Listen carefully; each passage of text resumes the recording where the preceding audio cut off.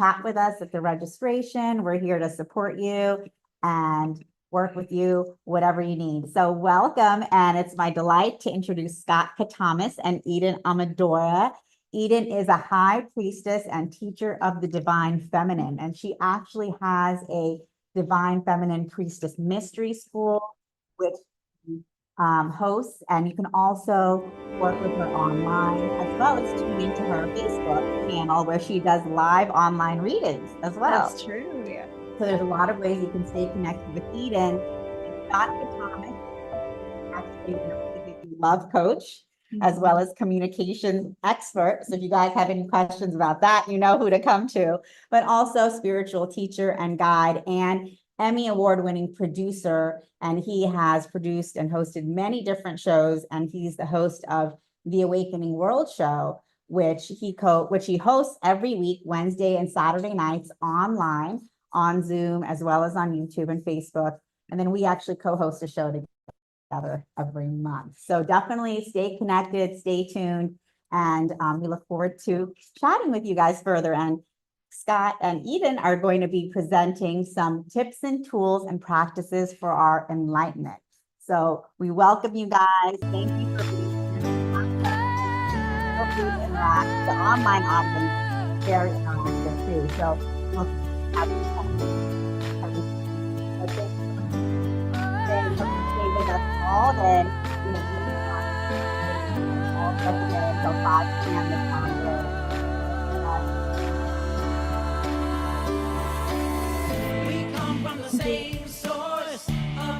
And we are actually starting our online show right now. We're playing our little opening banner, and then we're going to go to some songs on the show. I think we'll do that afterwards, because we want to honor both the online audience and our in-person audience. Welcome. And here we go.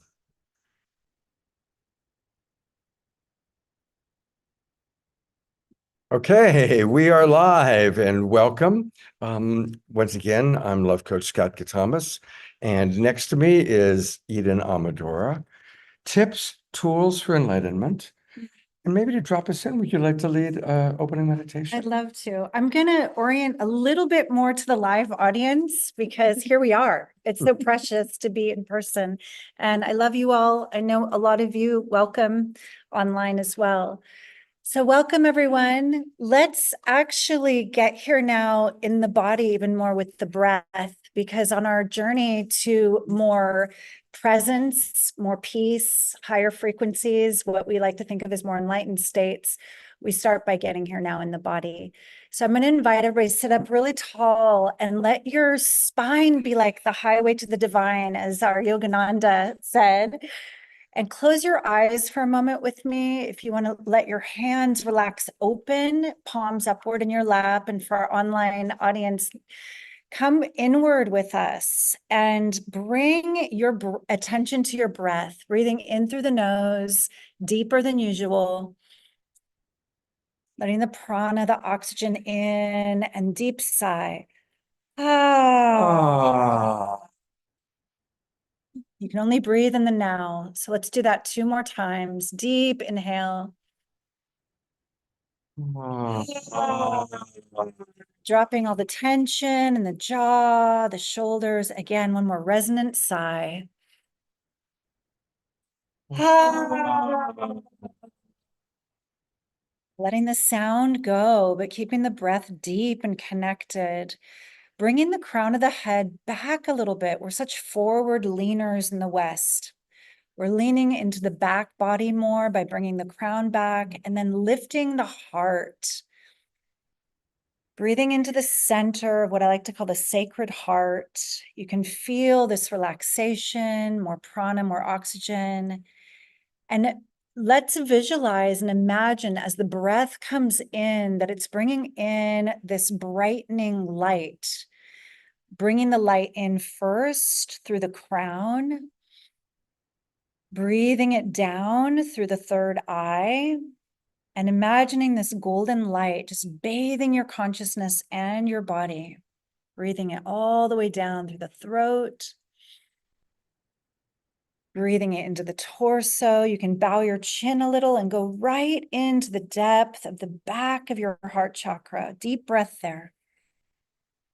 I like to imagine softening any shields, any crystallization. This is a safe and sacred space we're creating together. Breathing now into the belly. Relaxing any tension in the organs, all the cells, all the molecules, taking in the prana and the light, golden light, all the way down. Breathing into the sacrum and then even the root. And now imagining this beautiful golden grounding cord coming down through our legs, out the soles of our feet, out of the root, through what we're sitting on, and breathing it right through the floor, into the earth, below the foundation. And just feeling us all grounding here and now in this body at this time together, all across the world, here in this room and online, all of our friends all over the world. And as we ground down together, feeling this network of light that we're creating together. And as we plug into this larger network, we are connected and supported. Take a deep collective breath as if we could light up the grid and to draw this energy back up with the support of all our allies and friends and all the beings who are awakening on the planet right now. And then I'd like you to bring your attention to your hands of light and slowly lift them up towards the heart to press them together. This is a simple mudra. Mudra focuses energy and amplifies energy. The Namaste mudra is a mudra of great connection and gratitude, bowing again towards the palms at the heart. We just invoke a feeling of gratitude together. It's a high frequency. It starts to open the heart, raise the vibration in your whole body. Think of one thing you're grateful for. Could be a beautiful being in your life, or even something simple like being here now, having this experience, letting a little inner smile in. Beautiful. A grateful, open heart is a doorway to higher frequencies. And then we let our hands of light go and we open our eyes together slowly and just take a moment to just feel. Thank you for going on that brief little inner grounding journey with us. Oh, thank you so much. Yeah. It's beautiful. Um, I think we all needed that, right? And Tangela is here too. Just want to let people know. So we can't quite get all three of us. Let's all squeeze tight. Yeah, that. Am I like the luckiest guy in the world right now? So yeah, there we go. Enlightenment. So to both our audience out there and to our online audience, how many of you are seeking or imagining the possibility of being fully enlightened in this lifetime? Anybody? Okay, great. Jazz, she says yes. Is there any special- oh, there's nothing- There's another dog. Oh, okay, Jazzy. You know what? You're gonna have to take over because I have to go Okay. calm her down. Okay. So we might have different ideas about what enlightenment is. And maybe there's some other words that, like for you, is it freedom? Is it peace? You know, you can start to think about what that means to you. And for our online audience, if you want to type it in the chat, what does enlightenment even really mean for you? Are there any words that could popcorn up for you? For me, it's great peace, great freedom. Freedom from perhaps even like reactivity, right? Because when we're reacting, we're not free. When we're reacting, we're not centered and at peace.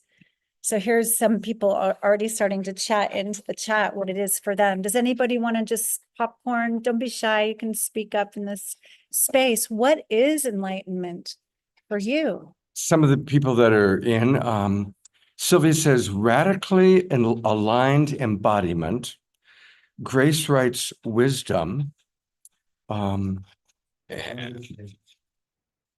Understanding. Inner peace. Expansion. Getting in touch with my higher self. Mhm. Beautiful. Getting in touch with my higher self. Mark writes, universal logic as the clear recognition of the divine in the other. That's deep. That's deep. Beautiful. All right. Liberation. Liberation. So hopefully everybody can be seen. Jasmine's like liberation. She's, yes. So one of the things that I've observed is that we aren't necessarily fully enlightened all the time, but we have enlightened moments. So what's an enlightened moment mean to each of you and each of you? Well, an enlightened moment for me is when I'm feeling a lot of what you all have been expressing, that perfect peace, the expansion, the knowing, the understanding, and definitely there's moments of that, Right. you know? But it's how do we hold on to it, but also knowing that being able to hold on to that is a journey and it's not a destination. Beautiful. Good. I feel similarly that for me, enlightenment is moments of presence when I'm fully grounded in the body, my heart feels really open, and I can navigate, even if there's a challenge, like let's say there's even maybe upset or reactivity in the field, or someone needs support, that I'm not collapsing into that energy, that I can hold a really high level of compassion and be with them wherever they are. For me, that's a high goal, like to stay there as long as possible. And like Scott said, we don't always hang out there in those frequencies. Even, very profound spiritual teachers where we might have read every book they've written. I'm not going to name names, but one day I was in a Whole Foods line and one of these famous spiritual teachers was standing behind me, grumpy and complaining about how long this line was taking. And I was like, wow, that's so cool. Even he has those moments, very human. We're very human. Yeah, I'm reminded of that wonderful quote from Ram Dass, where he said, if you think you're enlightened, go back home and spend a week with your family. Exactly. Yeah. And I think one of the maybe other things I want to mention about the idea of enlightenment or enlightened moments is it doesn't necessarily mean that you're happy. I think one of you said it's being fully present. And sometimes we're fully present to sadness. Sometimes we're fully present to grief or to pain, and we can actually have a moment like that. And I experienced that. My wife passed away almost 12 years ago. And the moment of her death obviously was profound. And in a sense, and there were several of us in the room, we all kind of experienced an enlightened moment because we were so present to her last breath. We could feel her leaving her body. And it wasn't a happy moment, but it was an enlightened moment that we all shared, And that really taught me that it's those moments don't have to be about happiness. They can be just when you're so fully present to what is. I think maybe we see that with athletes. When we see athletes that are in the zone, they're so present to getting that ball into the hoop or whatever it might be. I think that's such a good point you bring up, Scott, about, it's not all about being happy all the time. When we think of enlightened masters, who are some enlightened masters? When you think of an enlightened master, name a name. Mary Magdalene. Yeah, Babaji. Babaji. Yogananda. Maharishi. Jesus. Buddha. Any others? Muhammad. Yes, Muhammad. Confucius. Yes, exactly. So we have so many examples of who we consider to be enlightened masters.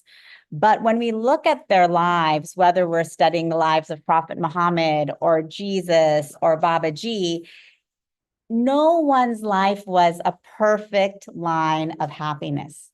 every one of us incarnating here for the human experience, there's going to be ups and downs and ups and downs. But what we can learn from Jesus or Muhammad or Buddha or Mary Magdalene or Lakshmi Saraswati is, like you said, Eden, how are we reacting to those moments? Exactly. Yes. And when you name Master Teacher Jesus, I can't help but think of the word forgiveness and how liberating it is to let go of the past, to let go of the projections we might have, especially those of us who have been in relationships with people we're close to where there's been hurt, where there's been even betrayal. So I think almost every one of us has been on both sides of that, victim perpetrator dynamic in some way. This being human, we often bumble and stumble and hurt each other. So how do we come into forgiveness closer to present moment?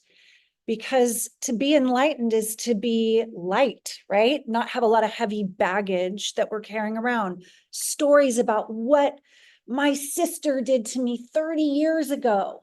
These are the things that will make us have very dense frequencies. So maybe we can all think about, like, where could we bring more forgiveness into our hearts, into our lives, especially towards those characters we have the most karma with, the most drama with, and feel maybe in your own, just inner knowing, you're like, that's one of my pieces of baggage I could lay down to really step fully onto this path of lightening up more in my life. Beautiful. We have a question from the audience, online audience, and we want to take your questions also. Sylvia asks, how do we grow and nourish radiant embodiment in and with each other and with all? That's a great question. Tangela, do you want to? So that's a great question. And it goes back to what Eden was saying about forgiveness. Again, when we think about Master Yeshua, Jesus, Prophet Muhammad, Buddha, Mary Magdalene, so many of the masters we look at and who we consider enlightened throughout time, persecuted, oppressed, punished, run out of their homes, killed. These are experiences that they have faced. And we also face many experiences throughout our lifetime: betrayal, loss, fear, despair, anger. And we also carry these energies from other lifetimes as well. And so for us, it begins with, forgiveness, compassion, and love for ourselves, first and foremost, for feeling those feelings. And then we can begin to really radiate that out to others. But without even realizing it, we carry around so much anger and resentment towards ourselves for I'm who, glad you're speaking to this. because it's like we are these amazing liberated beings, but we put ourselves in these boxes of, I'm supposed to be this way for my family. I'm supposed to be this way for my friends. I'm supposed to be this way for my boss. I'm supposed to be this way for my religion. And we carry the guilt when we can't be. But you know what? We're not supposed to be. We're just supposed to. We're here to be ourselves and love ourselves for that. And for me, that's the enlightenment journey. How do we begin to uncover who am I, underneath all of those boxes, and know that no matter what, I'm amazing and I love myself. I'd love to riff off of what you just said. So when Tangela was using the expression supposed to be, you can feel all the conditioning, right? From our childhoods, from the culture, the church, the parents. And when I work with people, I'm always listening to their language, because a lot of times we'll put things like I need to, I have to, I should, I must, I'm supposed to into phrases when we're explaining why we make choices. And part of this path of liberation is really challenging the conditioning. So when Sylvia asks, how can we embody the most radiant, liberated version of ourselves? I would say challenge those inner voices as well, those stories that we're programmed with. Because if we could catch it and kind of go, who says? Supposed to, need to, should, but is it bringing me joy? Is it my sovereign yes? Am I actually free? Or am I running someone else's like movie direction, living out the character they want me to be? To be enlightened is to be sovereign. It's to be free and a choice as well. So just questioning the conditioning. And a way to do that is to, I would recommend in your journals, automatic writing. Like if there's places that you feel guilt, that you feel obligation, that you feel shame for not doing something that you're supposed to do, really dialogue with your higher self who will say, who says? Who says? So a quick, simple way to remember how to do what she just said. Let's all stop shooting on ourselves. Shooting all over. No more shooting all over ourselves. You know, I want to riff for a moment also on a word that was in Sylvia's question, which is the word embodiment. You know, honestly, when I was younger, a lot of the people I was around were all about leaving their bodies. It was all about how can I get out of my body? How can I, you know, a lot of people like, oh my God, I want this to be my last lifetime. And there's just this like mass exodus to get out of the body. And that could be done through meditation or yoga, or it also is done a lot through drugs and alcohol and ways to check out. But one of the things that I've observed is that most teachers now are going in the opposite direction about, no, the body is a temple. And it's not about leaving our body. It's about fully coming into our body and embodiment. And I know that's something that both you talk about. So I'd love to turn it over to each of you to share a little bit about embodiment. Definitely. And I think embodiment is so important because, you know, the fact that we're even having this discussion here at this expo about enlightenment tools, we're not telling you, okay, guys, now we all just have to leave and go to a cave and meditate for 20 years and then we'll achieve. Is that a way? Of course, you know, there's so many ways. There's so many paths to our freedom and our liberation. But for each one of us, it's different.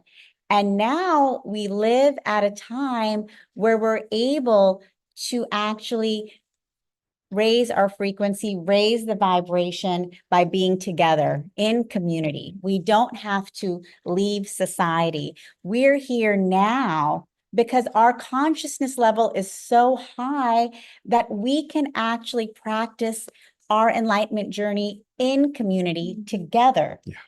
In our bodies here and now. We're not about, oh, I have to leave my body for enlightenment. We're here because all of you guys are here because we're here to create an enlightened world and society together. And so it's not just the individual path, it's a collective path for all of us. And by bringing that into our body, we're able to then reverberate and resonate to all of the people here, everyone at the hotel, everyone in the city and across the world. Oh, Yeah. I know you're going to have something to say about that. Yeah. So embodiment is my jam. It's really the yoga of bringing spirit, your whole self, your higher self here now into the body. And when we did our very brief grounding meditation, we used some tools, right? We use a little mudra.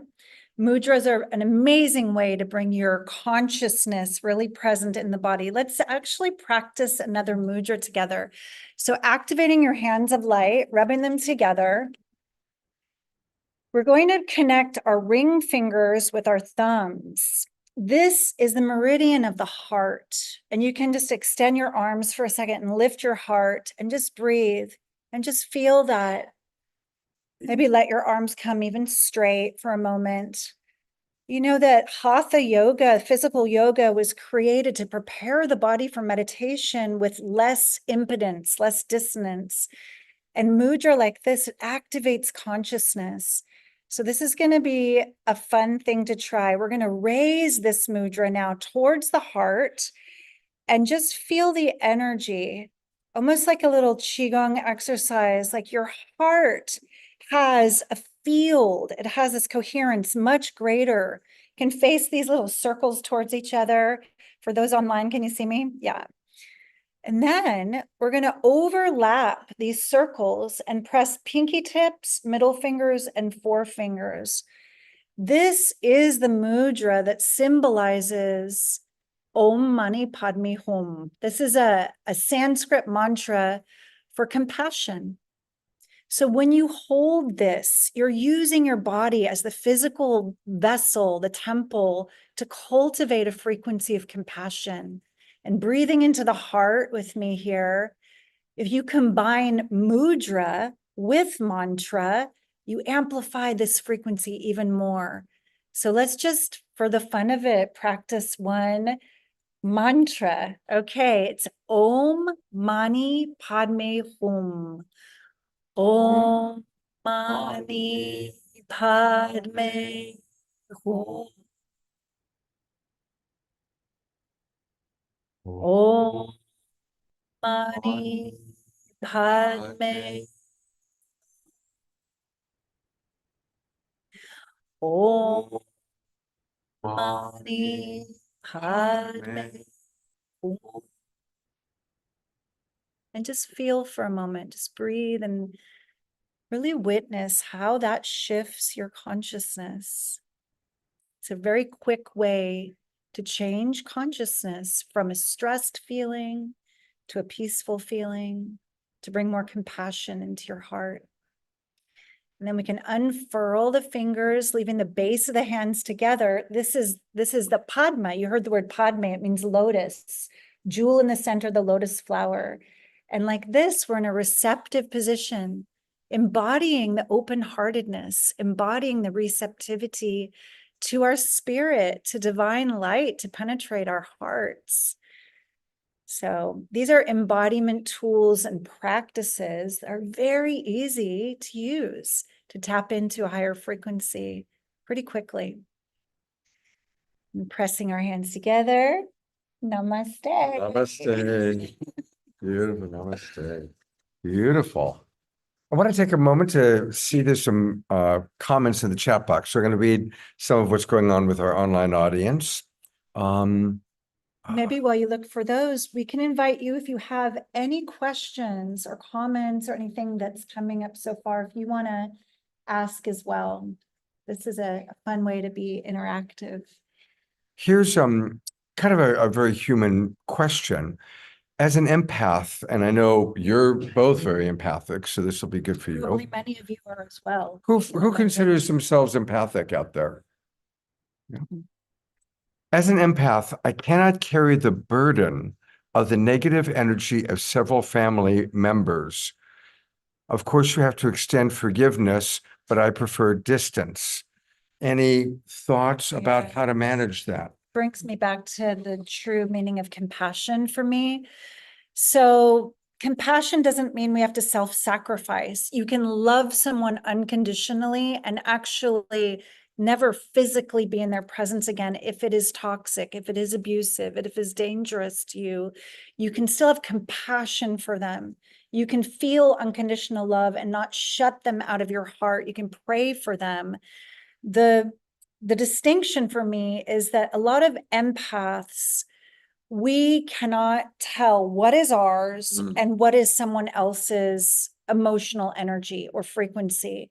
And if they're, especially with those long-term challenging relationships where you feel like it's challenging for you to stay in a really high frequency in their physical presence because of how they continually project on you or abuse you, we're just assuming it's something that challenging for our friend online, then you can do better spiritual work with that being even from a distance. When we have raised our vibration to a level of compassion, like a master, like Kuan Yin, then no matter what's happening in front of us, we can perceive that is happening over there. There is a lot of suffering happening over there. There is a lot of anger happening over there. There is a lot of really negative projections happening over there. And at that level of compassion, we don't necessarily feel it in our own body or in our own emotions. It takes a lot of work to have that buffer. It's a different level than empathy. We have lots of ways we feel. Some of us feel sympathy or pity for another being. Those are not as high frequency as compassion. Compassion is liberation. Compassion is an enlightened state. So for those of us who are still wrestling with, I'm such an empath, but I'm not really holding that level of compassion, I would say if it's a toxic situation, distance is okay. Hmm. That's my guidance. And that's also a form of self-love, because a lot of the times we feel, again, we're obligated to do something or be with someone or go see these people because we have to. Shooting all over us. We're shooting all over ourselves, but we have to, I think one of the practices that I would recommend is before anything, just to take a pause and ask, what would love do? Mm. So what would love do in any situation? If someone takes your parking spot, you can just stop and say, what would love do? Congratulations. I'll keep looking. But again, that, because we can easily shift our frequency in that moment. All of us do it, right? All of us do it. We can go from being like, oh, great. Yeah. So we flip that easily, and that's okay. But the practice comes in the pause. When we pause, and then when we ask, what would love do? Because suddenly, rather than reacting, we're taking a moment to pause and go within. And then when we ask, what would love do? We ask ourselves, what would the highest form of frequency? How would that, for myself and for all involved? So suddenly someone calls and is saying, oh, you have to be here next week. You can pause and say, what would love do? And maybe that means, you know what? I don't need to be there. For me, have to stay here. And you can just say with love, thank you for the invitation. Unfortunately, I can't make it. I have something else going on.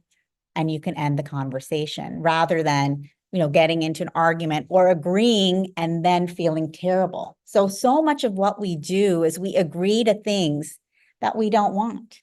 We forget to stand up for ourselves, and we forget to love ourselves. And that's what we can keep coming back to in every moment. Pause and just say, what would love do? With your partners, with your family, with anyone you meet on the street, that pause suddenly shifts out of that reactive mode and brings us into the mastery mode, which is enlightenment. And you might say, well, that's such a simple technique. But that mastery of patience is the most difficult one to master of all. Beautiful.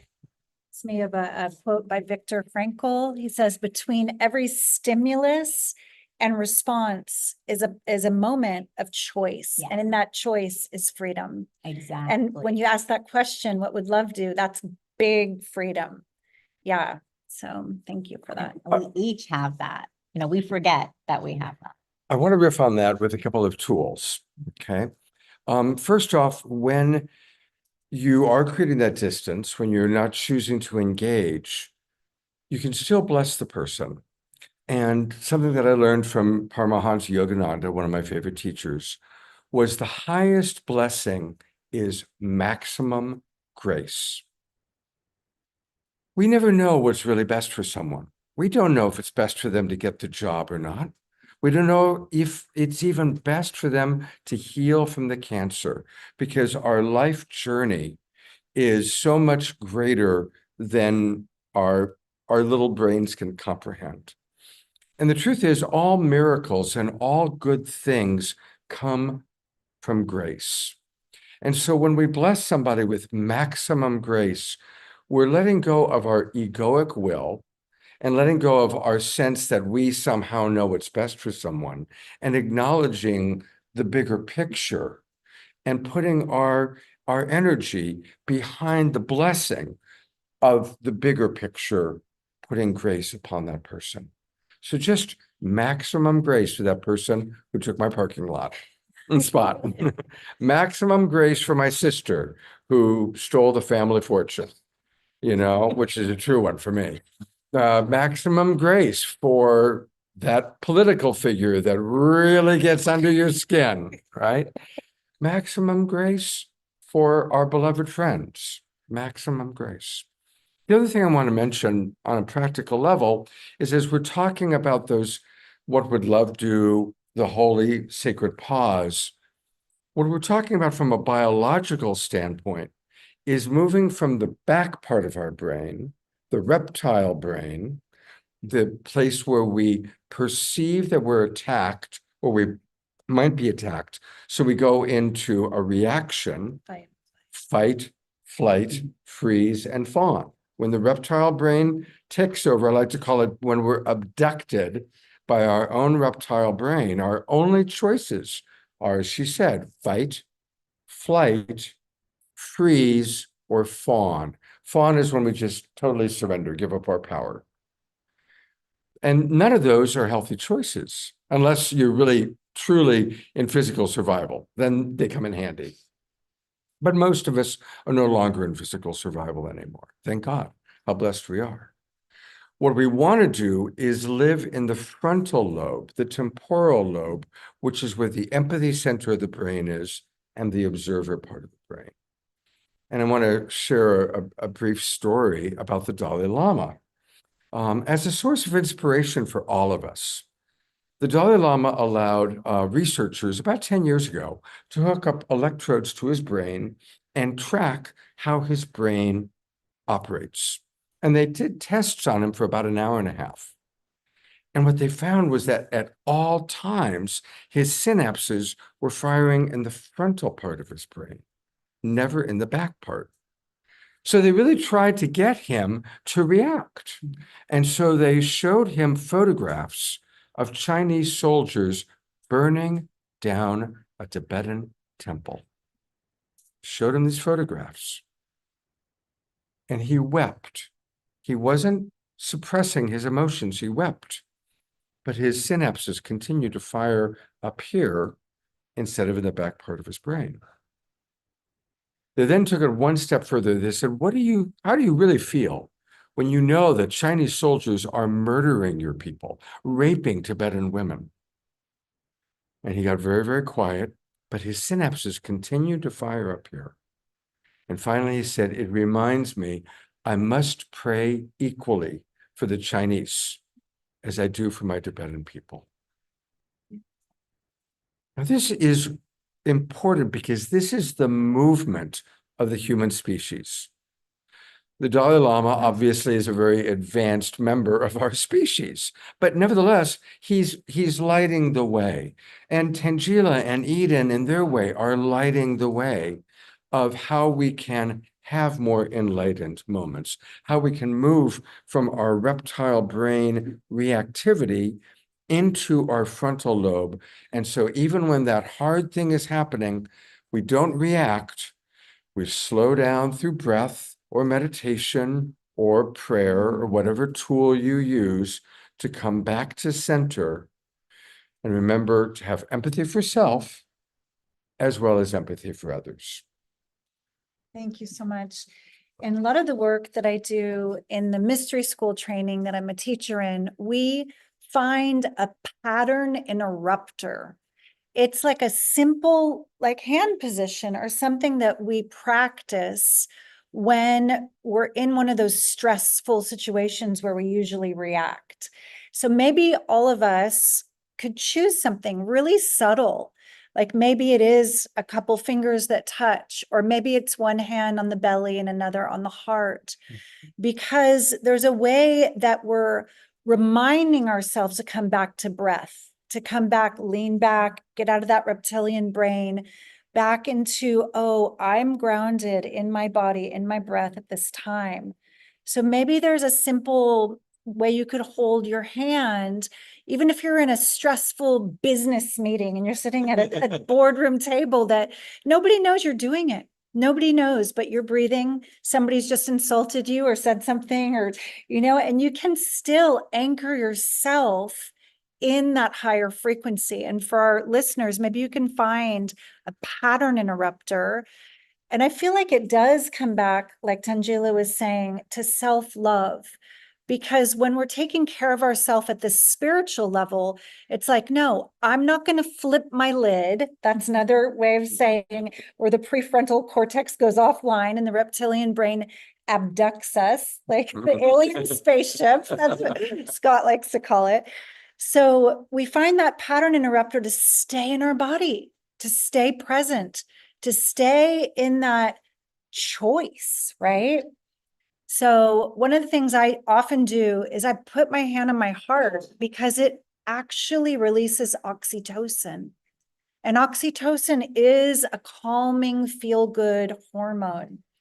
And it doesn't look that strange to do. You can be in a conversation and someone's really upset with you and you're like, feel you. You can put your hand on your heart without insulting them. If you do a strong pattern interrupter like this, they might be even more agitated. But if you just put your hand on your heart, you come back to yourself. You come back to your breath, present moment awareness. I am here now in this body. The oxytocin releases, grounding.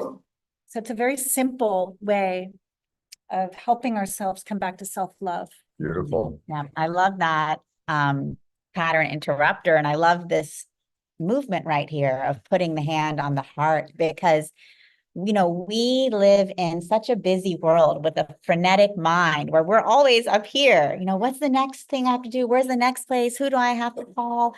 Who's coming over? And this is where we are.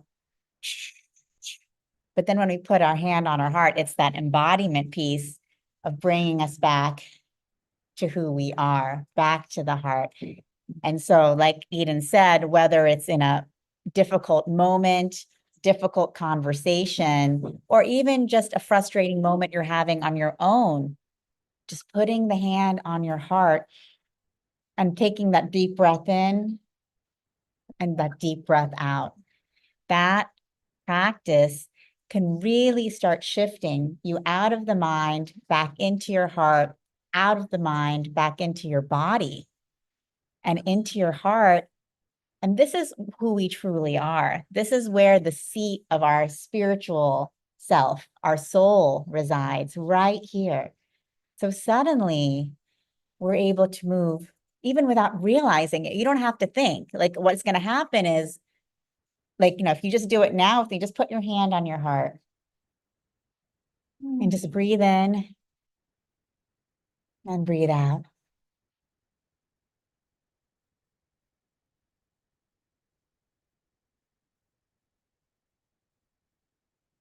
Just feel into your spiritual heart and feel at peace. And just in these moments, we've shifted the entire room, the entire space for not just each one of us, but for every around us. And it just took 10 seconds. So this is a powerful tool and practice that we have with us in every moment, that we can just put the hand on the heart, breathe in and breathe out, and feel at peace. Because the peace is within us in all moments. We just forget. And the story you told about the Dalai Lama is so powerful because he is living in that peace. He is living in that compassion moment to moment. So much so that when seeing those horrible pictures, he said, it makes me remember to pray more for the Chinese. And that is the enlightened moment, right? Because when we are living in that space, we will never be tolerant of war, of starvation, of poverty, and we can create the enlightened planet that we know is possible. Beautiful. I think we have time for maybe a question from the audience, and while you were doing that, I'll check and see what's happening online here. Any questions coming in? Yeah, or something that's resonated. Yeah. Margie? I just have a comment about the skills. I have been using, I took a course with Scott a couple of years ago in love and relationships, Mm. and we did a lot of stuff with nonviolent communication and empathy. And I find like I'm carrying them with me every day, and I use them almost every day. In fact, I used it last night when I offended somebody in a laundromat by taking his laundry out of the machine. You know, some people don't mind it, some do. Anyway, he was very offended. And I felt immediately like something shifted, you know, in the air, and something needed to be healed. So my way of dealing with it is I think to myself, okay, what needs to be healed? You know, so that I don't react and say the wrong thing. And then it helps you to refine what the words are that you need to say. So before I left, you know, the room, I said, I apologize for offending you. And I could have said, I apologize for taking the laundry out, but that wasn't the right thing. You know, he needed to, you know, see that I acknowledged his feelings. And it worked. He said, yeah, thank you. Beautiful. So it does work, you know, but just tune into what needs to be filled there. In a difference. Thank you, Marjorie. Thank you. Well, there's been a dynamic conversation going on online with people talking about spiritual bypassing and all of that. So maybe get some thoughts. And I want to acknowledge Dorina Joy from Ecuador. We are truly the Global Peace Tribes. We have people from all over the world tuning in. She writes, thank you for your sharings. And she likes to apply the 5 steps before we speak. And it's an acronym, THINK. And the acronym is T for is it true? H for is it helpful? I for is it inspiring? N, is it necessary? And K, is it kind? Think. That's a beautiful, that's a good one. That's a great tool. So question about spiritual bypassing. How do we stay in our bubble of love while still staying connected and having empathy for what's going on in the world? Well, I think with your share, that was a really good lead in to how to stay present with people. And I'm going to bring back in compassion, because for me, compassion is to stay with what's happening.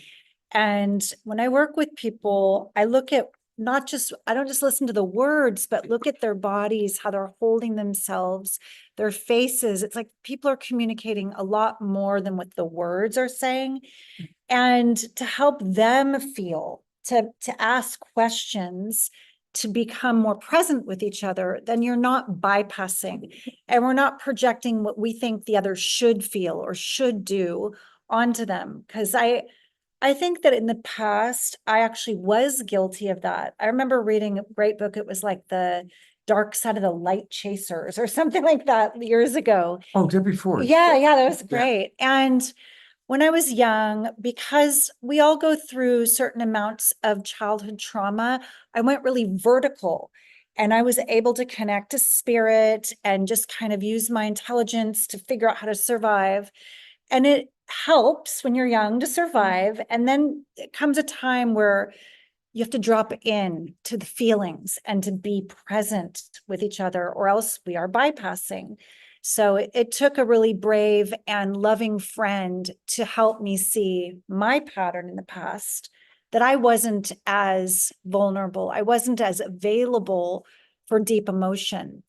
We're kind of pointing all this talk to how to be in our humanity and bring in these higher frequencies.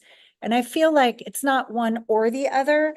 Like, we're not spiritually bypassing as soon as we're in our humanity together. When we're in our empathy, in our bodies with another, feeling them, and then bringing those higher frequencies in. That's what it takes. Beautiful. Definitely. I think spiritual bypassing is such an important question. How many of you know what spiritual bypassing means or have heard the term? No. Can you tell us? Yes, okay, sure. So it's a term that's often used in the spiritual community because we talk about everything is love, all is love, everything is love, all is light.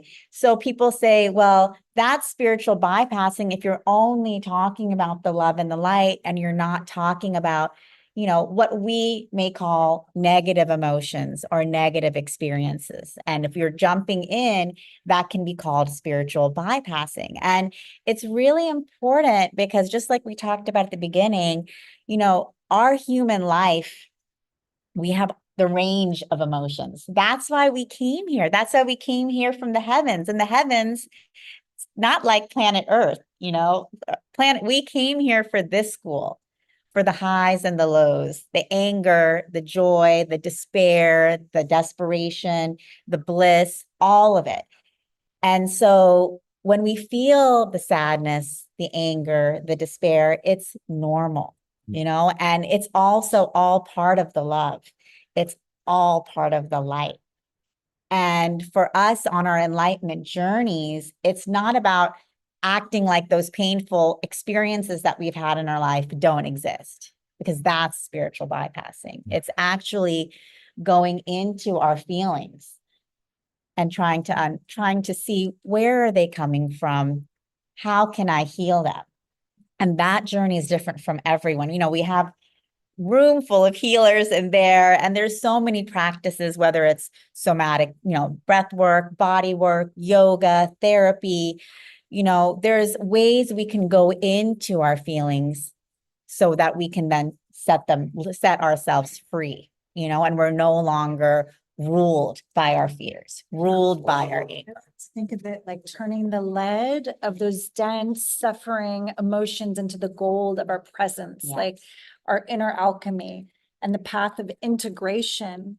Because when people are spiritually bypassed and ignoring the suffering or the denser energies, they're actually not getting the gold. They're not receiving the full presence and wholeness that's possible. Exactly. And it's the full love of who we are. We're not here to be ashamed of things that we've done in the past, that we might regret, that we might have hurt people. We have done things that other people might consider wrong. That's okay.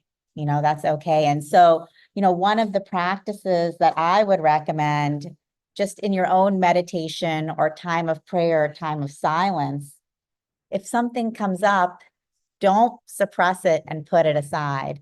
Let it come up and just feel. And then say, what can I learn from this? Or Spirit, show me how to move forward, and then see what comes to you so that you have a path ahead. It's 5 minutes until Charlie time. Yes. So we're going to kind of wind this part up. We're going to have, for our online audience, Omashar is going to play a song. And in 5 minutes, the great Charlie is going to be sitting here. And he happens to be in the room right now. So Charlie, you want to share a little bit about what you're going to be talking about? I'm going to be talking about the I am presence and developing our own connection to the I am presence, and how to use this energy that is our birthright to connect with, to help manifest things in our lives, and to actually do a lot of work on the earth. It amplifies your own power of your prayers and your intentions when you're in the energy of the presence. Beautiful. So what Charlie said is he's going to be teaching all about the I am presence. And before we end, I want to give Eden a chance to let people know how they can get much more of her, since you got a homeopathic dose of Eden today. Well, for those who don't yet know me, I do a free divination call working with archetypes of the divine feminine. And for all of you as well, if you go to EdenAmadora.com, free offerings, you can join me on Wednesdays, most Wednesdays, for mystical insights, oracle office hours. That being said, this Thursday is a special event. You know what it is? What? It's the 8/8 Lionscape Lionsgate. portal. And this is a time that our ancestors, the ancient Egyptians actually really revered, when Sirius, it's kind of like the mother to our star, like Isis to Horus to our sun. The helical rising of Sirius aligns to our sun, And they used to celebrate this was the flooding of the Nile. It's a time of great prosperity, abundance. We're in Leo energy, which is all about the heart, the sun within the heart. So this Thursday, and for all of you online, I'm going to be doing a free call called the Lionsgate Activation Call, which I would love you to be a part of. You can donate. It's anything from $3 to $33, or if that's too much, just come. No one will be turned away. So Lionsgate this Thursday, if you want to join in a ceremony, in a ritual that amplifies our abundance codes and true prosperity, which we know is so much more than just the material things that we have. It is the ripple of the big love. And the what time on abundance. Thursday? It's at noon Pacific time this Thursday. 12 8 to noon 8. Pacific time online. And if you go to EdenAmadora.com, you can get Yeah. the details. Join any of the free offerings, the mystical insights, or the live spiritual masterclass, and you'll get the link for the Lionsgate. Fabulous. Wonderful. And so thank you all for joining us for this talk. I hope that you received some practical tools and tips, some simple ones that you can incorporate in your day-to-day lives for your enlightenment journey. Thank you for being on your enlightenment journey and participating with us in your own personal enlightenment, because that is in service to the enlightenment of the planet and of the universe and the multiverse. So we're going to take a 5-minute transition. We're going to online turn it over to Omashar for a song and bring the great Charlie up top there. Thank you, everyone. Thank you, everyone.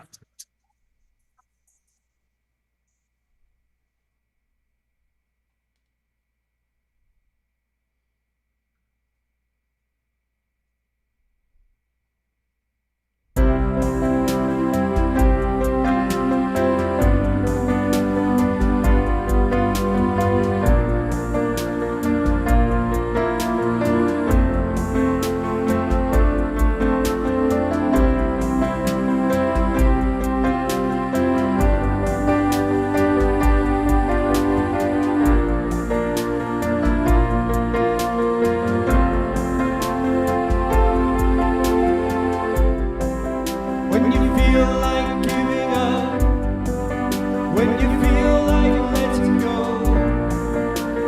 living in this ever-changing world, when it seems that all is lost and you don't know where to turn, the future seems so very far away, and just know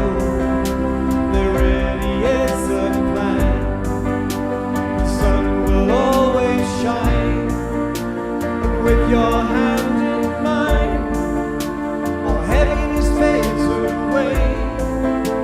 The love in our hearts will melt the darkest day. La la la la, la la la. The love in our hearts will melt the darkest day. So when it seems that you're alone and the fears knock at your door, remember I am just a breath away. You are my brightest star, you've just forgotten who you are. Remember there is nothing in the way, so just know there really is a plan. The sun will always shine, and with your hand in mine, all heaviness fades away. The love in our hearts will melt the darkest day, the darkest day. Ba-dum-bum-bum, ba-dum-bum-bum. The love in our hearts will melt the darkest day. So when you feel like giving up, when you feel like letting go, remember I am just a breath away. And just know there really is a plan. The sun will always shine. And with your hand in mine, all heaviness fades away. The love in our hearts will melt the darkest day.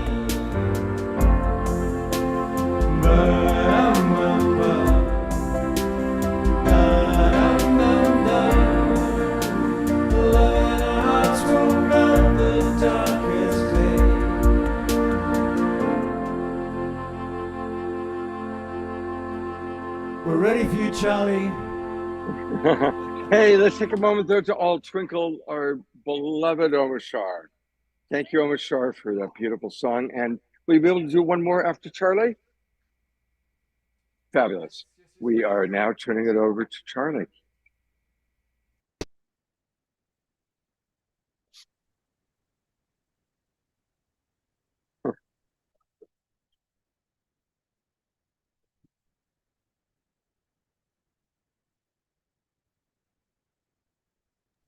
Thank you, Omashar, for the beautiful song. Appreciate it. And thank you, everyone, for tuning in today for our Sacred Sunday. And welcome to all of you here. Thank you for joining us for this next talk.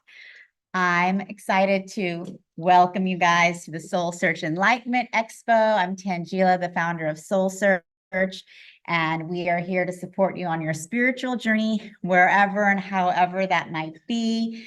We have our online directory where you can connect to healers and practitioners. We also host our live events like the one you're at today, where you can meet with practitioners like Charlie and all of the people we have in the room. And of course, we also have Soul Search TV, where I invite you to check out our television shows that our practitioners have created about channeling, mediumship, visiting sacred sites, and so much more. You just go to soulsearch.tv, or you can look up Soul Search TV on Roku, Amazon, Android TV, and Apple TV. And so definitely stay connected. We host these events every month throughout the Bay Area, so you can keep coming back. And we have amazing speakers all day. And it's my pleasure to now introduce Charlie Lamson. He is a sacred fire alchemist, an intuitive guide, energy healer. He works with the angels and the ascended masters to bring through intuitive guidance and healing for people. He helps with soul resurrection, self-mastery, does individual coaching as well, in person in Sedona where he lives, also via Zoom.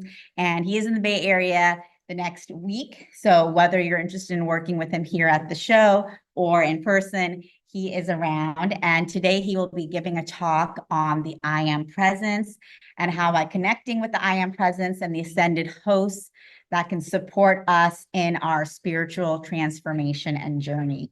And Charlie is also my husband, so so I'm very familiar with his work, and I'm really blessed to have him as my partner because he supports me in doing all of this work with all of you. So thank you for being an amazing husband. And without further ado, I will let you take it away. Welcome, guys. So what I wanted to speak to you guys about today is the power and the understanding of the I Am Presence. It's very common in our society today where people are teaching I Am affirmations and things like this. But I want to take your comprehension of this a step further than just positive thinking. Okay, and to understand that there is a true force in nature that we are invoking every time we use the words I am. Okay, and the more we comprehend that term, the more powerful our affirmations, or what I call decrees, can be. And the more we do this with a rhythm, there's universal laws that are becoming more prevalent in the consciousness of humanity. And one of those is the universal laws of rhythm, of doing things every morning or every night. You begin drawing like a higher current of energy. It's like you're beginning to create a whirlpool of energy that is your birthright to use in the outer world to create your life or to make yourself healthy, to change things. But most of all right now, the need of the hour is for people to come into this higher comprehension and come together and specifically in like groups of 3 to really bless the earth, because the earth is going through a major transition right now. And she's calling on everybody that's awake, alive, and alert to really start using the energy. She's not getting the energy necessarily from the sun like we do. She gets her energy from us, okay? And the sun kind of comes through us, if that makes any sense. And so the more we come into a comprehension, we can truly make this world this accelerated transition occur. Got some activity in the got some activity in the room. Let me try to get a straight face again here. So the words I am is a connection that we have had, and all the master teachers throughout the ages have given their comprehension of this. Okay, and the most recently would be like Jesus when he studied under Maitreya and was given the term I am that I am to meditate on for years. Okay, and to come into that comprehension that wait, I am means we are all one I am. It's not just one nice thing to say, but then to come to understand that then there's an individualized I am that is attached directly to our consciousness that we have an access to. And 100 years ago, or almost 100 years ago, dispensations were given from higher beings that oversee humanity's evolution to bring these teachings of the I am back into the human consciousness that hasn't been here since the time before the flood. Okay, and this is also learning how to use certain angelic energies that I call sacred fire. The people have heard the violet flame, but believe me, there's many more, and they all have certain activities that are very prevalent in the world today. Now, with the building the relationship of the I am by invocation and decree, you will first begin feeling the currents of energy moving through you. They are holy energies that feel very euphoric. You'll feel it in many different ways, and you'll feel it very rapidly when you have the comprehension that you're actually, when you say the word I am, that you are actually invoking a higher version of yourself to come into the body and do the works. Okay, the masters, when the master healers, they would say, I alone do nothing. The Father through me does the works. This is what they're talking about. Okay, this means you're bringing forth the higher power through you with the use of the word I am, but it takes the comprehension of the word and that activity of what you're doing to really bring this forth. And as you begin practicing this is why the masters will also begin teaching the violet flame, to use the violet flame in your body and in your emotions, to begin balancing this energy, because you become very powerful. Your mind power becomes very active, I guess you could say, in what you create in your life. And so you want to be very balanced. Okay, and so at the very same time that you're beginning to more deeply comprehend what the I am presence is, you're also going to be organically learning how to balance the 4 pillars, the mental body, the astral body, the physical body, and the ethereal body. Okay, and this makes you more stable. This is not shutting off your emotions or shutting off your mind. This is like balancing it and being in full control and mastery over these things. And then moving into the physical body, where all of a sudden you'll organically start to eat organic food and exercise, but you'll feel like a nudge to do these kind of things. And this is where you really begin expanding your magnetism and your magnetic power. I'm going to lead you guys through a basic activation to really connect you guys to a certain current of energy. And we'll do a little blessing on the earth. If you guys would like to join me. Does anybody have any questions? Anything coming up for anybody that's before we begin? And we'll do some questions after.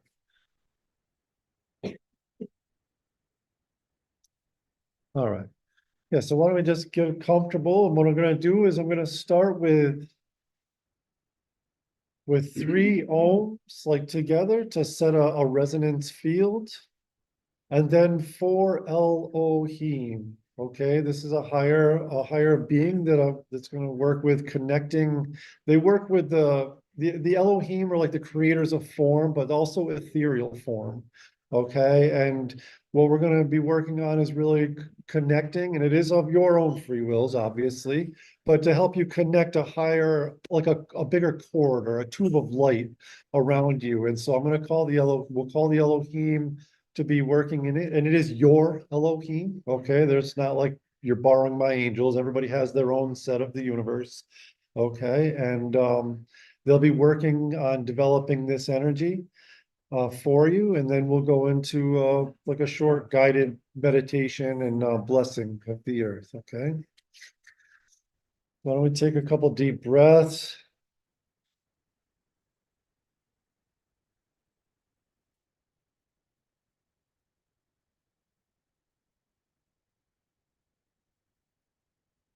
And we'll do 3 ohms.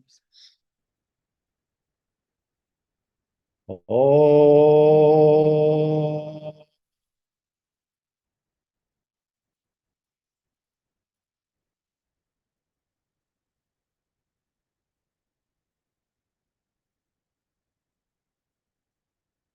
Oh.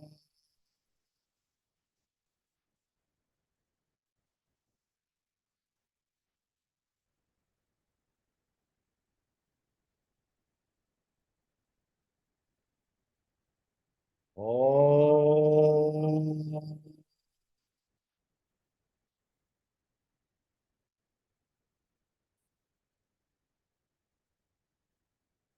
Good, and now we'll do 4 Elohims. Elohim.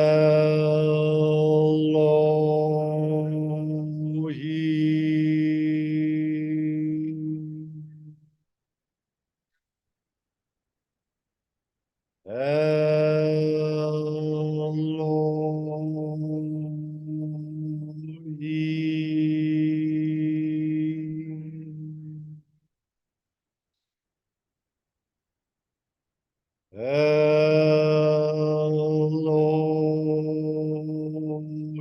Elohim.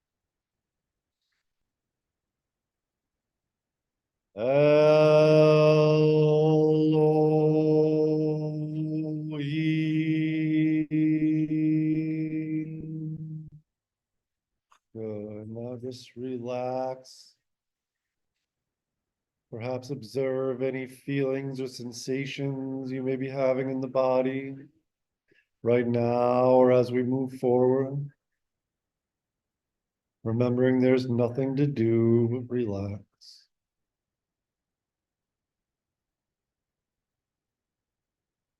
And as we're sitting here in the mind's eye or your imagination, remembering always that your imagination is not make-believe, but is indeed a bridge to creation. And in that imagination, begin visualizing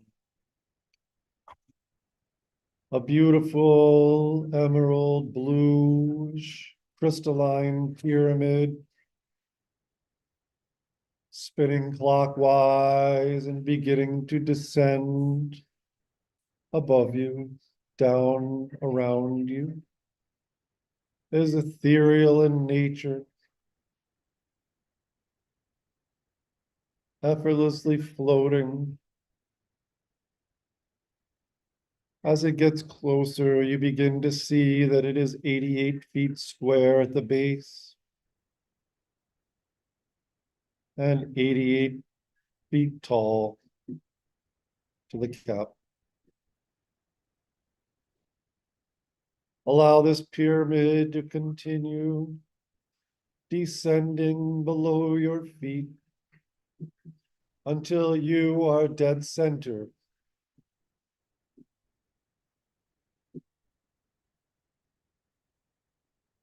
And while while you are here, still observing, perhaps some color fluctuations in this ethereal pyramid, that it is spinning clockwise. It is important in these mediations that we hold the visions for 17 to 22 seconds to anchor. Perhaps you see numbers going by like you would be counting sheep. To hold the vision, giving yourself something to look at.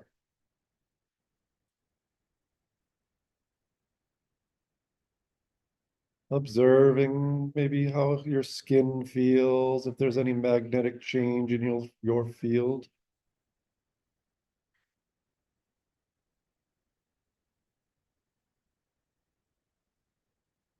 And now, as you've held this in, you've seen the numbers go by. You look below your feet and now see an inverted pyramid of the same size. Perhaps some different colors, emerald red, perhaps gold. Slowly and effortlessly moving up from below your feet, moving counterclockwise, spinning in the opposite direction of the first pyramid. Allow this inverted pyramid to lock into place. Once you are dead center of this pyramid as well, take note of any sensations or feelings you may be having. And observe the counterclockwise spin of this pyramid. Perhaps by numbers or letters going by, written on the walls of this pyramid.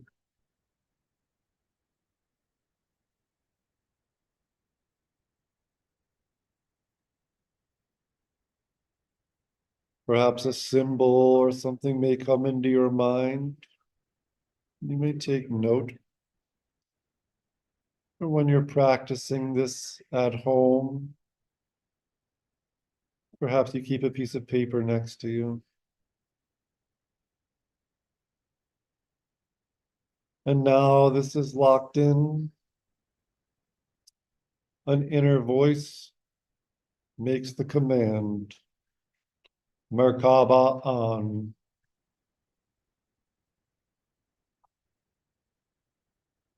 And now these two pyramids spinning in opposite directions of each other begin spinning faster and faster and faster until it is practically the speed of light and you no longer see any corners. It looks like a beautiful field of energy.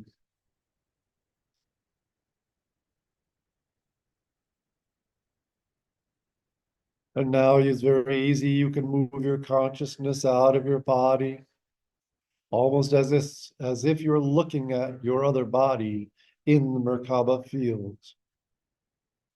And observe.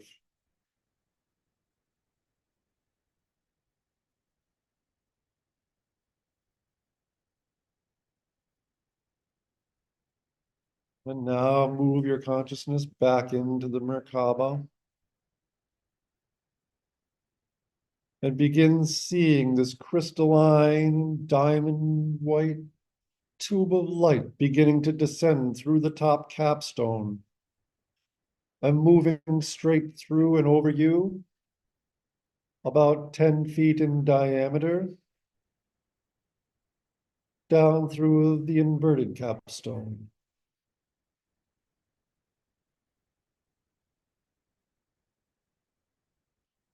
This too is also spinning counterclockwise and fluctuating in many different colors. Almost like a waterfall with little crystalline specks of all the different colors of the rainbows. A great living light that is around you. And still with this, observe any sensations. as this tube of light will be a great key for you moving through with these earth transitions. And now, as the directive has come that it is time for humanity to purify and balance their 4 lower earthbound bodies, you hear the inner voice make the command. I am the violet flame blazing within this tube of light, blazing within and around my 4 lower bodies until I am free. And now there is an eternal ultraviolet light filling this beautiful tube of light all around you, permeating every cell, every atom of all 4 of your lower bodies.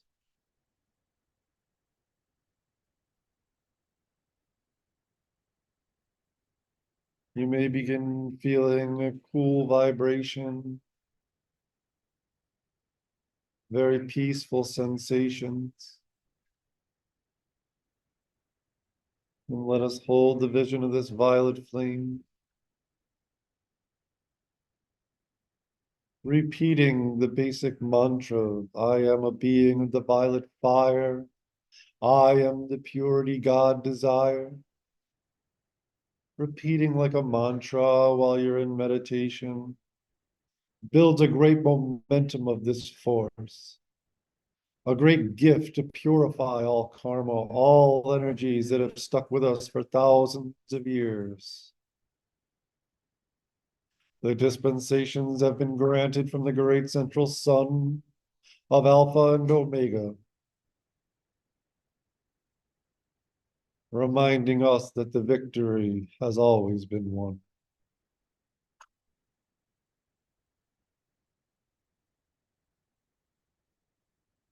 And now that we have held this vision, perhaps you may even see the neon purple in your mind's eye behind closed eyelids. And if not now, I'm sure you will. As you begin working with the colors and the flames, you will be able to invoke these different energies, and all of them have different flavors, different activities. But the violet flame is the alchemist flame. The violet ray is prevalent through this age of Aquarius.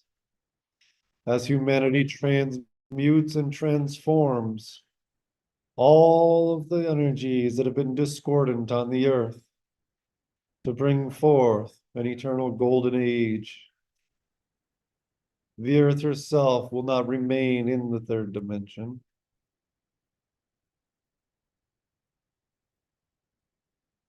And now that we have the Merkaba field set, your electronic tube of light set at anchor, blazing with the freedom flame of violet,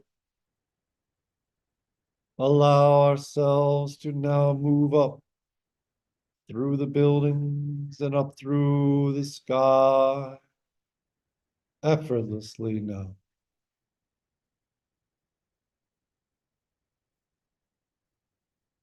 In days of old, when you have heard of yogis that could levitate, people that could walk through walls and things like this, it was the mastery of this Merkaba field that allows such things. You can adjust the frequency and the gravitational pull within this field. But for now, we will take our consciousness in the Merkaba up into the atmosphere.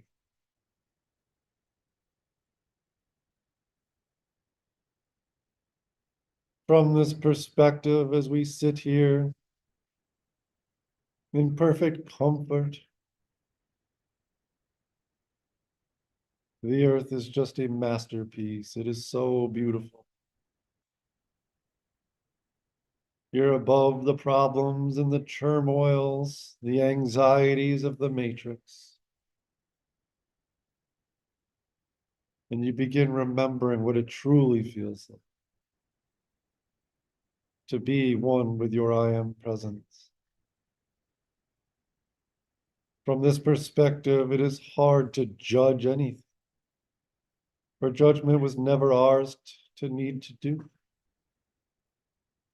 All we need to do is love and send love.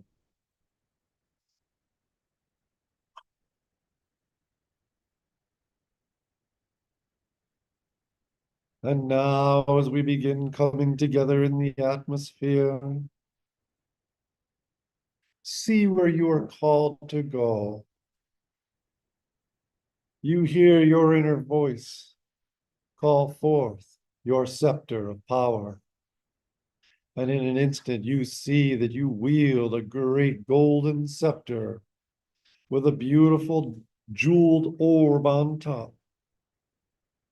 And see where you are called to go above the earth in your own mind, where you may feel there may be service needed, whether it is environmental, whether it is political, whether it is the ocean and the animal kingdoms, or whether it is your hometown. It matters not, just trust your intuition of where you would like to have this profound activity of light take place. Knowing you wield your scepter of power, no longer the babes in Christ, no longer the followers, but becoming the gods and goddesses that you have been in embryo to become.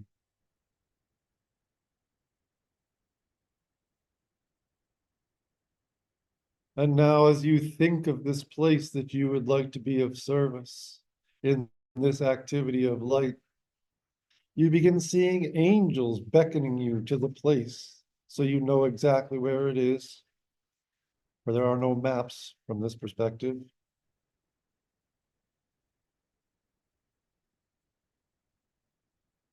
And as you find yourself over this location,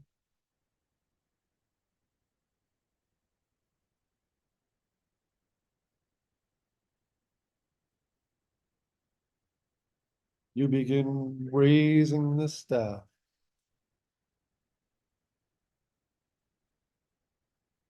Invoking the power of your own I am.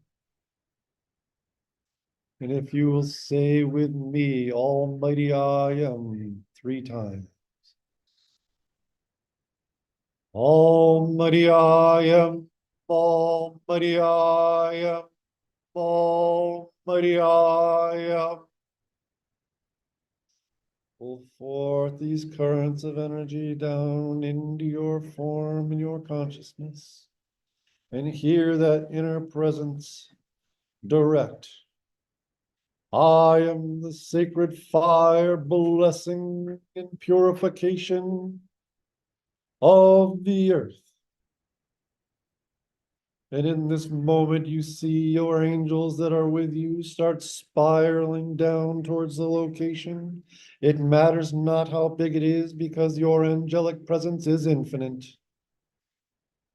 You may do a whole nation, or you may do one household. And see the great circle like a tornado spiral of angelic activity move forward down over this location. And then put your scepter down and see the great glorious light of the sun blazing like a laser beam, purifying, blessing these electrons, elementals, every flake of consciousness with peace, justice, and grace. Hold that vision. Perhaps you even feel the power flowing through your hands and your physical bodies in this activity. And if not today, I assure you, you will, with a very little amount of practice. For it is the need of the hour. The earth is changing her Schumann resonance. The earth is coming awake. and will one day take her rightly place as another celestial, a star, known to the hierarchies of heaven as the blue star of freedom, and will one day give birth to her own planets and have her own solar system.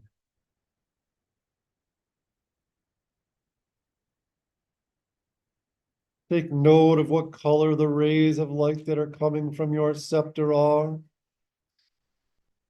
They may fluctuate. Violet, pink, or perhaps the golden sun rays of illumination,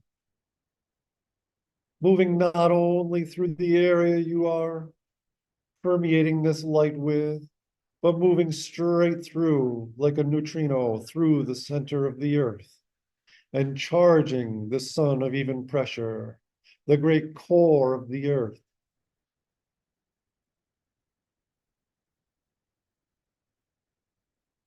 Giving her earth the daily bread of truth.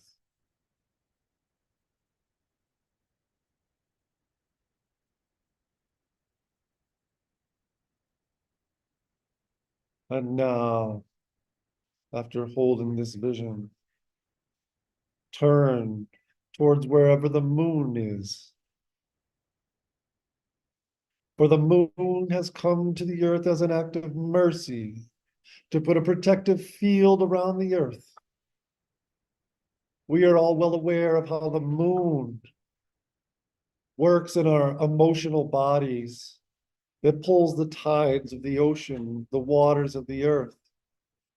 And it has acted like a great filter for effluvia of unenlightened humanity from sending the traumas and the pains out into our solar system and affecting the rest of our brothers and sisters that have already ascended into higher frequencies. Let us project this new scepter, this scepter power, with a great violet beam surrounded by pink at the moon, and hold this also for 17 to 22 seconds. Forgiving and forgetting, transmuting and transforming all of the discordances our blessed moon has held back from manifesting on earth.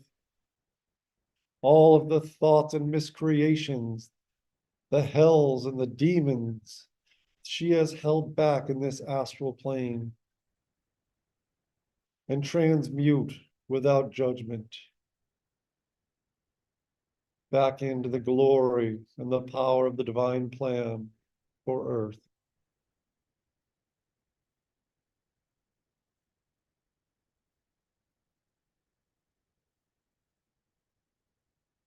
Perhaps you see the moon in your mind's eye turning a beautiful fluorescent pink and violet, transmuting every mineral, every grain of sand, all discordant energies that have been there. Liberating these blessed beings, for every electron is its own life force and consciousness. Every atom and cell a universe unto itself.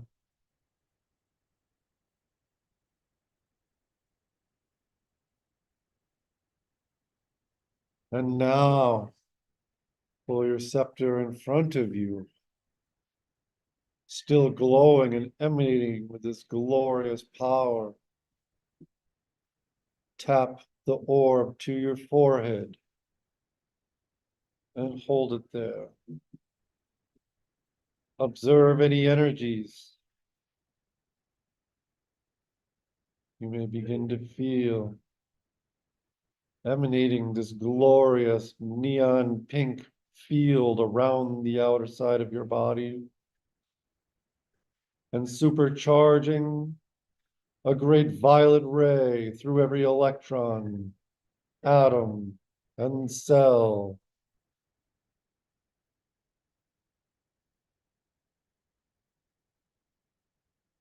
Feel this energy moving Perhaps in the mind eye, you can see a picture of an atom with its electrons moving around it. And see this violet light, this violet flame blazing and releasing all discordant energies that is like a dark mass or like a shell around a light bulb, falling away and being transmuted. Begin seeing those electrons beginning to move faster and faster as they let go and dissolve this weight of this black sludge that has been wedged around it. Observe any sensations in your body, for as this happens to one electron and atom, it happens to them all.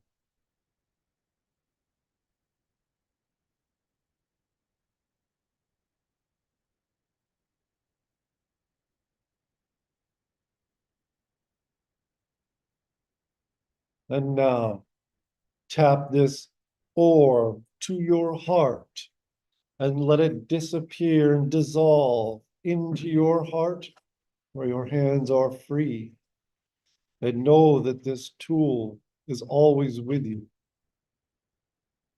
to use and utilize in all and any meditation.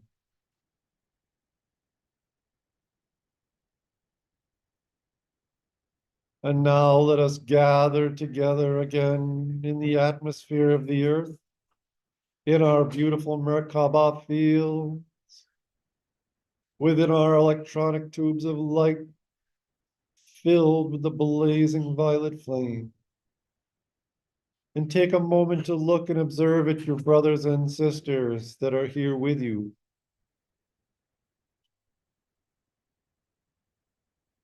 Look and notice what these Merkaba fields look like from your ethereal vision. You look like stars, my beloved ones. And perhaps you will take note that what indeed these stars are in our universe. Great celestial beings and consciousness in their own fields, emanating powers to anyone that asks. That is all aligned with the divine will and the divine plan for Earth. And now will let us begin descending back into the room. Effortlessly taking note of any sensations, using your senses in these activities. There's a very accelerated way of moving through a healing process. I should say balancing process.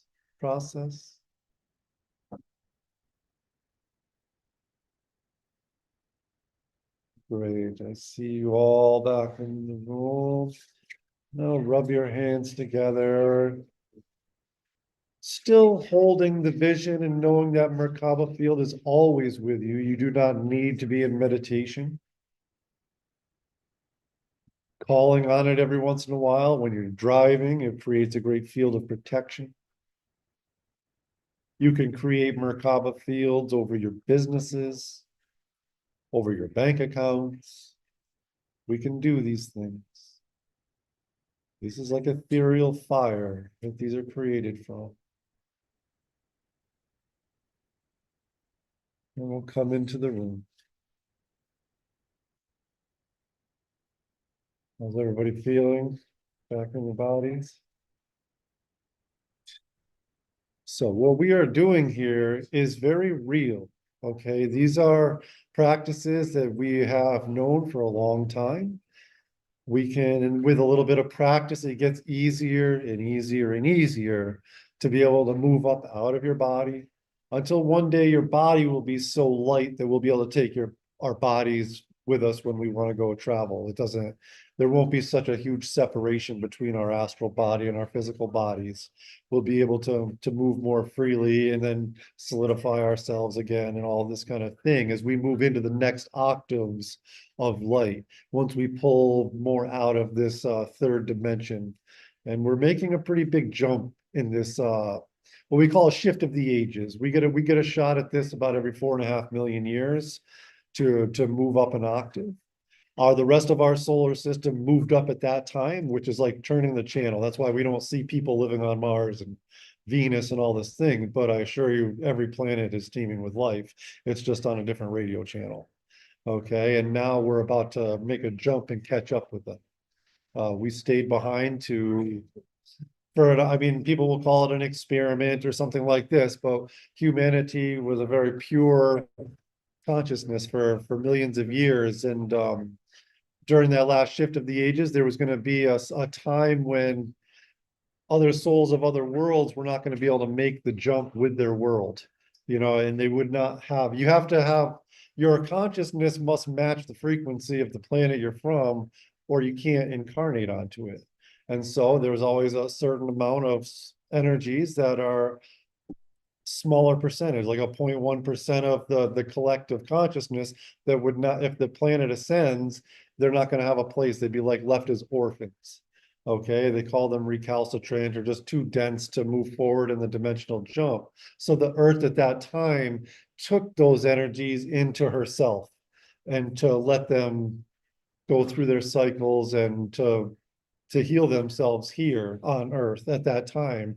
And so the Earth stayed back in the third dimension when everybody else jumped forward. And now we're at a time that has all been balanced and healed. And so the Earth is ready to move forward. And this is what we're going through now. And this is why people are being able to comprehend metaphysics, like on a very collective level. People are all over the world, in all ages. A lot of times people didn't really contemplate on what comes next or who am I until you were about a week away from crossing over. What's next? But this is happening. Kids are being born right now with a very direct connection to their I am presence. And they know that they're here to like witness and observe this transition. I see this all the time. So don't lose hope by watching Gen Zs on YouTube. There's actually very high consciousness coming with the children right now. And just like many of us here that are opening up to these kind of teachings, to the truth of who we are, and that like the 12 tribes are coming together, however you want to say it, it means that there is all the different paths that have been created, whether it's through religions or traditions or certain things, are all starting to come back to that truth that we are all I am. Okay, everybody connects to the I am. That is the I and the Father are one. That wasn't just for one person to say. This is who we all are when we begin comprehending it. And Jesus is one of my guides, so I speak from that perspective. And he says those things that is actually written in Scripture about, there's something along the lines of, there's nothing that you see me do or hear me say that you will not one day do and more. Okay, he really came to demonstrate the truth of I am that I am. Okay, and what that really means, and to demonstrate who we all are. Okay, and it began a huge spiral up, a lot of resistance on every side, but these master teachers came to really help us see that, oh no, wait, we're more. We're here to learn, we're here to do these things. We don't need to keep fighting. We don't need to keep resisting, and to come into our deeper comprehension. And with this deeper comprehension, your prayers become reality much faster. You're no longer, like they tell me, you're no longer the babe in Christ. Wield your scepter of power and decree what it is you desire. Like, there is nothing that comes into your heart that you desire that God does not want for you. Okay, this is your connection is with God and is God. I guess you could say it's like our human consciousness is not God, but our higher self is directly connected to God. And so when we learn how to bring that into our consciousness, we can begin affecting and making powerful and rapid change on the earth. All right, there's been enough people, that have been doing and been coming into these kind of teachings over the last 100 years. And it is truly that has really accelerated the illumination of the earth. That's why we've gone from horse and buggies to scram jets in 100 years. And now there's more and more of the population. It's like popcorn popping is starting to like touch on this higher consciousness. And you're going to see what we've just achieved in the last 150 years will be like in the next 3 years. And then another 6 months, you know, it's like exponentially moving up. And it's not for us to judge technology and all these things. It's just a sign to show you that collectively the whole earth is moving forward. Okay, we were stuck with cows and carts for 15,000 years since the sinking, right? And now all of a sudden in the last 150, it says move so fast you can't even hardly, you don't even know. As soon as you master, for me, as soon as I master something on the computer, it's obsolete. You know, I've got to like learn something else. So it's like, but that's how things are going. And we're seeing a monumental shift on the earth. And for me, it pulled me out of my dark night. I suffered addictions and disabilities, and I began decreeing my life better, decreeing and commanding the cosmic law, release all my karma, all of this kind of thing. And it was wiped out of me. When I finally it wasn't with like belief, but it was more like faith. And I'm just, even myself, we're always expanding and learning. And it's one thing we must believe, like to know, but it's more about knowing and having faith that you know, and be prepared for everything you believe to keep getting shattered as you're moving up the ladder and then restructured. Okay.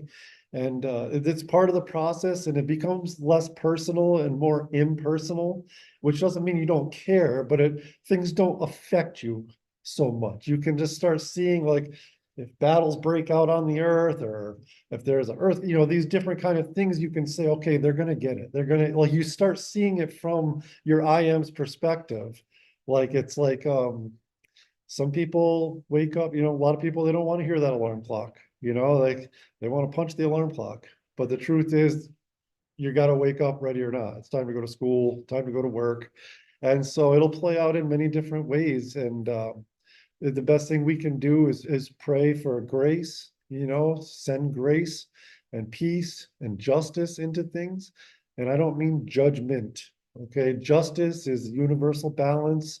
And a lot of the times when we invoke those laws of justice and the laws of peace into situations, into weather patterns, you know, if hurricanes are forming, the elementals, we're also going through, it's not just humanity going through this, is that there's the elemental kingdom is side by side with us, and also the angelic kingdom of the earth is side by side, parallel with us. And we're all going through this change in consciousness. So it's important for us as the God beings, because humanity is the God beings, we are the ones with the dominion, that we properly bless them and acknowledge them, acknowledge the air you breathe, tell your air you love it. You know, it sounds very childish, but it's all of a sudden you notice your lungs get bigger capacity. Like when we do these little things, you know, when you have a campfire, bless your fire. A fire is such a beautiful thing, and it's magical.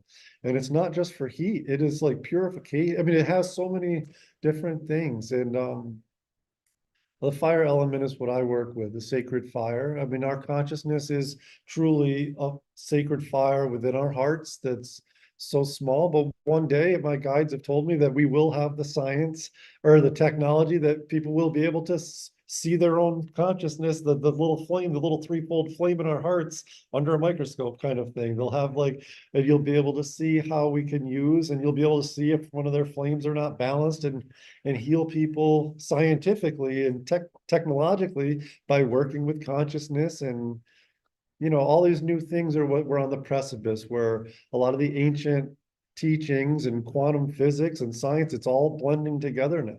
You know, and to not judge those that are on a very scientific and data-based path if you're on a spiritual path, and don't let it affect you if they call you woo-woo. You know, it's all part of the process, and everybody will get it. And we're all here for different things. Some of us are here specifically to be scientists and doctors. You know, there's no reason to judge these things, and there's also no reason for them to judge anybody else that's doing things spiritually or homeopathically and all of these kind of things too. All right, guys, so I guess this is it. And if you guys would like to reach out to me, you can reach me at my website is sacredfiremastery.com. To book sessions, I do one-on-one mentorships, self-mastery coaching. Also, I'm a channel, so I channel your angels and guides if you have any questions that's going on in your life. And we can do healings remotely or in person. So feel free to reach out to me, Charlie Lampson at sacredfiremastery.com.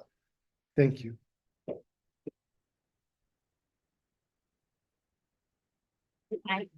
And so we're going to say bye to our online audience. So thank you guys for tuning in today with us from all around the world and being a part of our Burlingame Soul Search Enlightenment Expo. Thank you, Omashar and Scott, so much for co-creating this.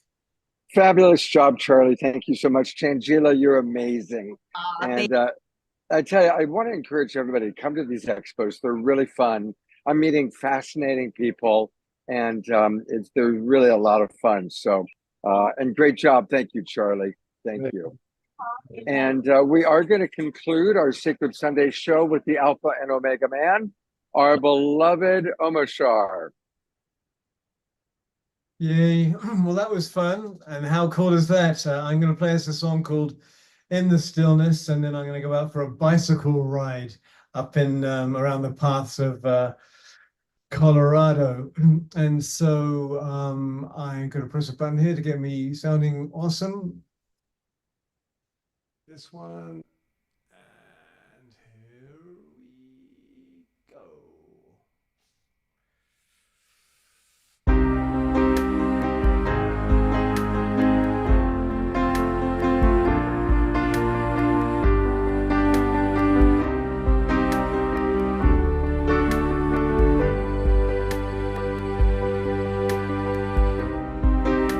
Quieter you become, the more you can hear. In the silence, in the stillness, I am here. Through the wisdom of your tears, through your heartbreaks, through your breakthroughs, through the shedding of your fear, that I am with you and guiding your way. Know that I am cheering you on. Truth lives within you and love leads us through. I love you.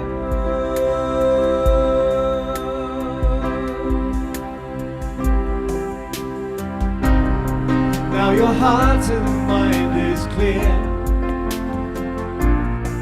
and you know that love is with you, love supports you, love is here.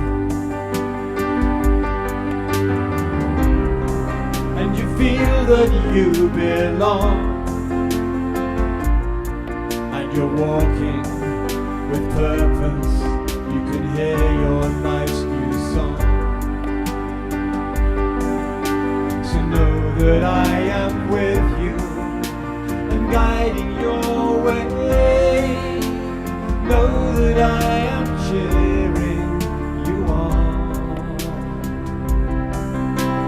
Truth lives within you and love leads us through. I love you.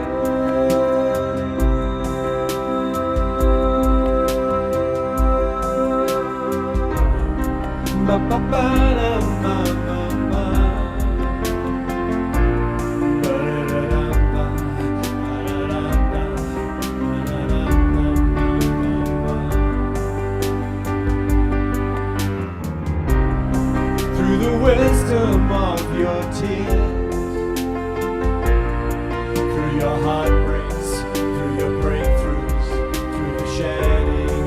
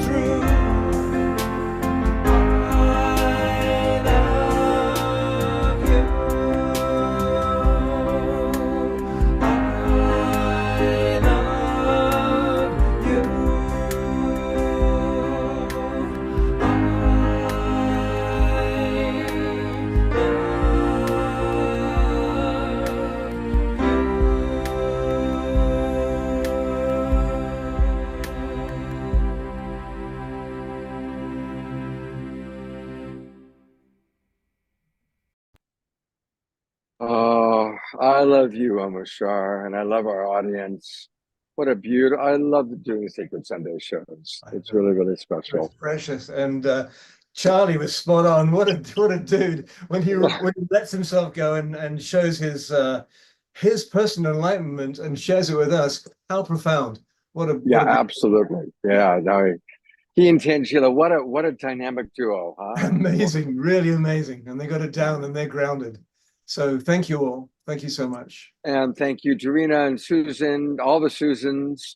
We got 3 Susans with us tonight. And we'll look forward to seeing all of you on Wednesday night. We've got a really fun show planned. And Omashar, have a beautiful bike ride. God's blessings, everybody. Take care. You.